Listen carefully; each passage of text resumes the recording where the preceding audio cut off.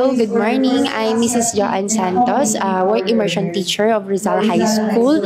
Today we have our program, which is Work Immersion Industry Appreciation Program for appreciating our industry partners and giving them some thankful and gratitude dito sa school namin, lalo na ngayon taon na to na nakatapos na kami ng work immersion. So ngayon, nandito yung mga industry partners namin from government to in private sectors. We also have our mga schools and mga andito rin ang aming DepEd giving ano tawag nito speech pakilala kung ano man ang work immersion. Ginugulo nyo lang kami kasi 80 hours alis na kayo kapag another orientation na naman. Ganon din po ba ang nasa loob ninyo? Siguro yung message ko na lang ngayon, thankful kami kasi nakatapos kami ng work immersion na may natutunan ng aming mga estudyante at tinanggap kami ng mga partners namin. Nagbigay sila ng suporta, ng 100% time para matuto ang aming mga student and guidance para sila ay matuto kung ano ang tatahakin nila after ng graduation. Ganun din yung appreciation na ibinibigay ng mga bata. Kung maririnig din yung mga after ng work immersion, syempre, yung students kasi may choices sila. Pwede silang, after ng senior high school ay magtrabaho. Pwede rin naman silang mag-continue ng college. So, pwede rin silang mag-business.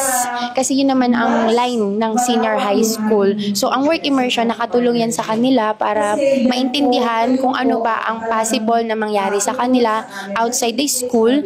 And then, sila po ay magko-continue na bilang mga part ng industry natin. Thank you.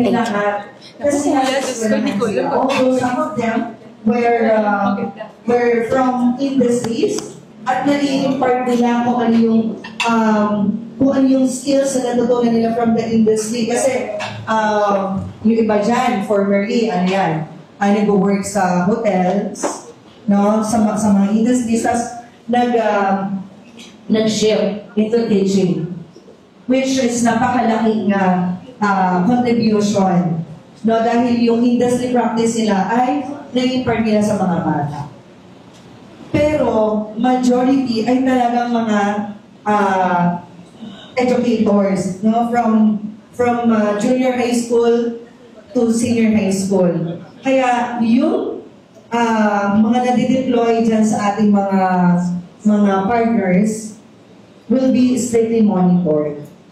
Hindi po sa kung ano yung pinagagawa ninyo, kundi yung pag-ano ng mga bata, yung